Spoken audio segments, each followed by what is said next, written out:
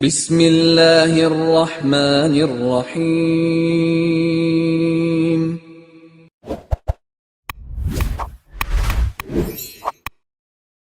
السلام علیکم ورحمۃ اللہ وبرکاتہ۔ الحمد للہ وکفی عبادہ الذین اصطفی، اما بعد۔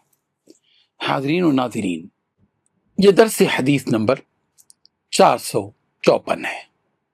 آج کا عنوان ہے اللہ تعالیٰ کی رضا حاصل کرنے کا آسان طریقہ۔ روایت سماعت کیجیے، ترجمے کے بعد تشریح کی جائے گی۔ بسم اللہ الرحمن الرحیم۔ عن انس بن مالک رضی اللہ عنہ قال قال رسول اللہ صلی اللہ علیہ وسلم ان اللہ لیرضى عن العبد ان یأکل الاکلة او یشرب الشربة فیحمدہ علیہا۔ ترجمہ یوں ہے، حضرت انس بن مالک رضی اللہ عنہ سے مروی ہے، انہوں نے کہا کہ رسول اللہ صلی اللہ علیہ وسلم نے ارشاد فرمایا، اللہ تعالیٰ اس آدمی سے راضی ہوتا ہے جو صرف ایک لقمہ کھائے یا ایک گھونٹ پانی پیے تو اس پر اللہ تعالیٰ کی تعریف اور شکر ادا کرے۔ الحمدللہ۔ بزرگان محترم، رسول رحمت صلی اللہ علیہ وسلم نے اس حدیث میں شکر گزاری کی اہمیت کو نہایت خوبصورت انداز میں بیان فرمایا ہے۔ انسان عام طور پر بڑی نعمتوں پر تو شکر ادا کرتا ہے، لیکن چھوٹی چھوٹی نعمتوں اور روزمرہ کی نعمتوں کو معمولی سمجھ کر نظر انداز کر دیتا ہے۔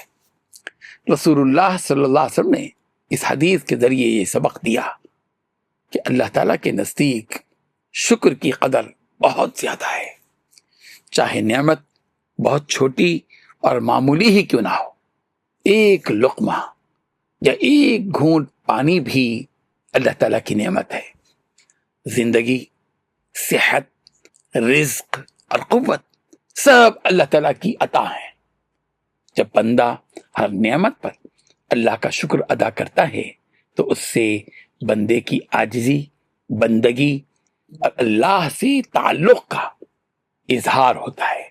اسی لیے اللہ تعالیٰ ایسے بندے سے راضی اور خوش ہوتے ہیں، اور اللہ کی رضا اور خوشنودی سب سے بڑی کامیابی ہے۔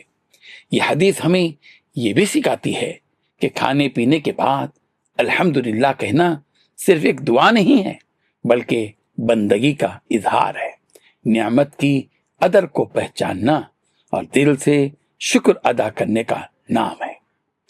جو بندہ شکر گزار ہوتا ہے، اللہ تعالیٰ اس کی نعمتوں میں اضافہ فرما دیتا ہے اور اسے دنیا اور آخرت کی بھلائی عطا فرماتا ہے۔ اللہ تعالیٰ ہمیں ہر نعمت پر دل سے، زبان سے شکر ادا کرنے اور اپنی رضا اور محبت حاصل کرنے والا بنا دے۔ آمین۔ وآخر دعوانا ان الحمد للہ رب العالمین۔